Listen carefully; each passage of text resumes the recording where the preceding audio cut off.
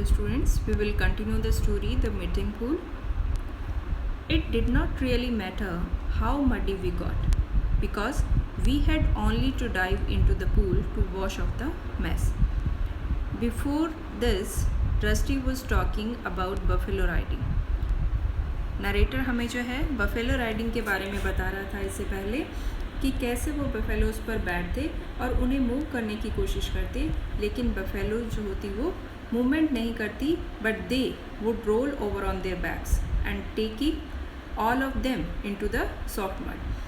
तो उसके बाद वो कह रहा है कि इससे कोई फ़र्क नहीं पड़ता कि हम पर कितना कीचड़ लग जाता, because we had only to dive into the pool to wash off the mess. क्योंकि जो कोई भी कीचड़ लगता उसके बाद हम पूल में जाते नहाने के लिए ताकि उस मेस को, उस कीचड़ को, मड को साफ कर सकें. If it was possible to get out of our houses undetected at night we would come to the pool and bathe by moonlight. अगर पॉसिबल हो पाता कि रात को हम चोरी छुपे घर से निकल पाते तो हम रात को भी पूल में आ जाते और वहाँ मूनलाइट में नहाते. वी बेथ साइलेंटली, वहाँ हम पूरी शांति से नहाते, because the stillness and eeriness of the surrounding jungle seem to discourage our high spirits. क्योंकि वहाँ जो शांति होती जंगल की और जो स्ट्रेंजनेस होता, अजीब सा मिस्टीरियस सा जो एटमॉस्फेयर जंगल का होता, उसकी वजह से हमारी जो उत्साही स्पिरिट्स होती वो डिस्करेज होती हुई प्रतीत होती.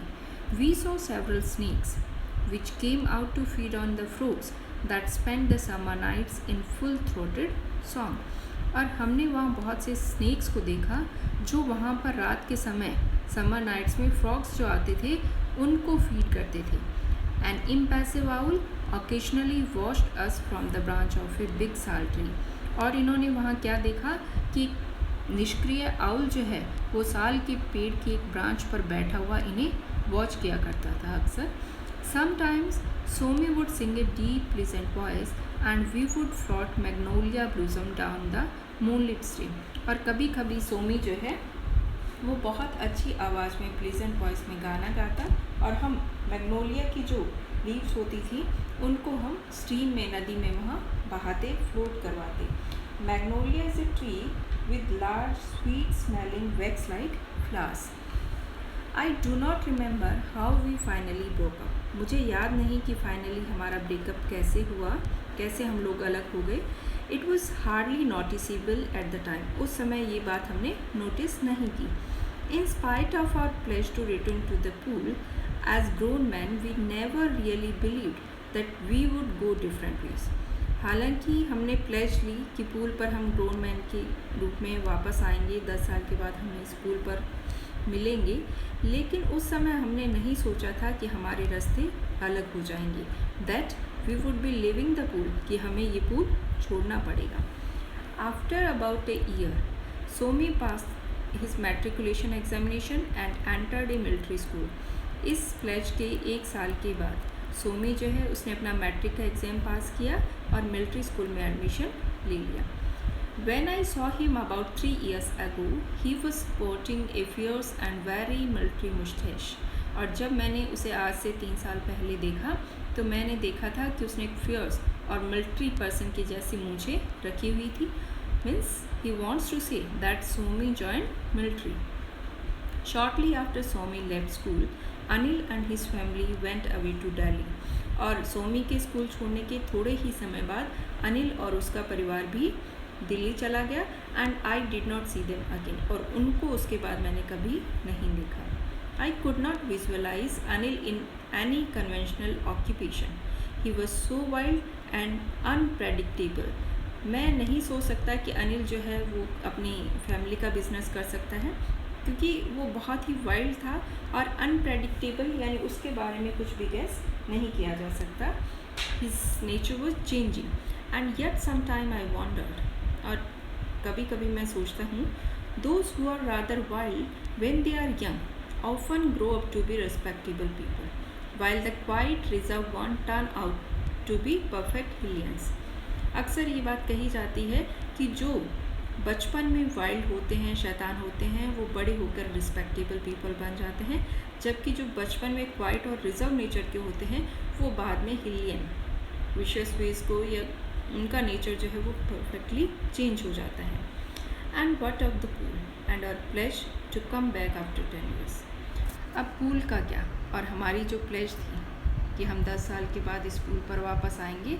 What about that pledge? In April, I happened by chance to be in the same part of the country and I decided that I at least would keep my part of the pledge. ऐसा हुआ कि अप्रैल में जब उनको उस pool पर 10 साल के बाद मिलना था, उस समय के दौरान जो रस्टी है वो कह रहा है कि I happen by chance to be in the same part of the country. मैं उसी हिस्से में था जहाँ वो पूल था. एंड आई डिसाइडेड, और मैंने निश्चय किया कि मैं अपनी प्रॉमिस जो है, अपनी प्लेज जो है उसको पूरा करूँगा. But I could not find the pool. लेकिन जब मैं वहाँ गया उस जगह पर तो वहाँ मुझे पूल नहीं मिला. I found the ravine and the bed of shingle but there was no water. वहाँ जो खाई थी, वैली थी, वो मुझे मिली और वहाँ पत्थर जो थे, पेबल्स थे, उनकी क्यारियाँ जो थी वो मुझे मिली. But there was no water. लेकिन वहाँ पूल नहीं था, कोई पानी नहीं था. The stream had changed its course just as we had changed ours. नदी ने अपना रास्ता बदल लिया बिल्कुल वैसे ही जैसे कि हम लोगों ने भी हमारे रास्ते को चेंज कर लिया था. I waited in the ravine for 2 or 3 hours but no one came. मैंने वहाँ 2-3 घंटे उस खाई में बैठकर इंतज़ार किया कि सोमी और अनिल आए, लेकिन कोई नहीं आया. I suppose it was foolish of me to expect anyone. मैंने सोचा कि ये तो मूर्खता है कि किसी की भी आने की वहाँ उम्मीद करना, एक्सपेक्टेशन करना. Somi must have been with his unit. Somi हो सकता है कि अपनी टुकड़ी के साथ हो, and Anil occupied with the business of living. और अनिल भी हो सकता है अपना बिजनेस जो है उसमें बिजी हो. Probably they both had families. हो सकता है दोनों के परिवार हो. I was the only one who had not really grown up. मैं ही शायद अकेला एक ऐसा था जो अभी तक बड़ा नहीं हुआ था. I turn away disappointed. मैं वहाँ से निराशा के साथ मुड़ा. एंड विद ए डल एक इन माई हार्ट.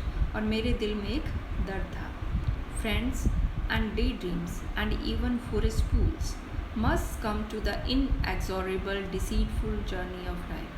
दोस्त, हमारे जो सपने होते हैं, डे ड्रीम्स, और यहाँ तक कि जो फॉरेस्ट के पूल्स हैं, ये सब झुक जाते हैं किसके सामने? समय की जो डिसीटफुल और इनएक्सोरेबल मीन्स कंटिन्यूस रिलेंटलेस जो जर्नी है उसके सामने ये सारी चीज़ें झुक जाती हैं. But I had not gone far when I heard the splashing of water and the shouting of boys. लेकिन जब वहाँ से मैं निकला पूल से, मैं बहुत ज़्यादा दूर नहीं गया हूँगा, तभी मैंने सुना पानी के छपाक की आवाज़ और कुछ बच्चों के चिल्लाने की, कुछ बॉयज़ की शाउटिंग की sound. And pushing my way through a thicket. और वहाँ जो थिक ट्रीज़ लगे हुए थे उनके बीच में से मैं अपना रास्ता बनाते हुए उतर गया. I found another stream and another pool and half a dozen boys splashing about in the water. मैंने पाया कि वहाँ एक दूसरी नदी थी, दूसरा तालाब था और आधा दर्जन लड़के जो है वहाँ पानी में खेल रहे थे. They did not see me. उन लोगों ने मुझे नहीं देखा. And I kept in the shadow of the trees and watched them play. और मैं वहाँ पेड़ की छाया में खड़ा रहा और उनको देखता रहा खेलते हुए. But I did not really see them. लेकिन वास्तव में मैं उन लोगों को नहीं देख रहा था. I was seeing Somi and Anil and the comfort loving buffaloes. मैं वहाँ उन लड़कों में देख रहा था सोमी को, अनिल को, और जो कम्फर्ट देने वाली हमारी प्यारी बफेलोज थी उनको. I stood there for nearly an hour. मैं वहाँ 1 घंटे तक खड़ा रहा लगभग. A disembodied spirit romping again in the shallows of our secret pool. और कैसे खड़ा रहा? डिसएम्बॉडिड स्पिरिट, एक ऐसी आत्मा जिसकी बॉडी उससे अलग हो गई है, यानी एक स्पिरिट के रूप में मैं वहाँ खड़ा रहा. And romping again in the shallows of our secret pool. और हमारा जो सीक्रेट पूल था उसमें मैं दोबारा से जंप कर रहा था, खेल रहा था. ऐसी फीलिंग मुझे वहाँ आ रही थी. So this is the story the meeting pool. The story conveys a message that this life is a continuous process. The time does not stop for anyone. The story conveys the message that life goes on, come what may. चाहे जो कुछ भी हो जाए, ये जीवन जो है ये निरंतर चलता रहता है. इन फ्रेंड्स ने एक पूल को डिस्कवर किया. They played there, they have many memories regarding that pool and their school time, but after some time that pool was not present there, but there was some other pool. तो ये जो journey है life की, ये कभी भी रुकती नहीं है. It is a continuous process. The change is the basic principle of life and the story conveys the message that the change is the principle, basic principle of life. यानी बदलाव, परिवर्तन जो है वो इस जीवन का क्या है, मुख्य सिद्धांत है. Thank you.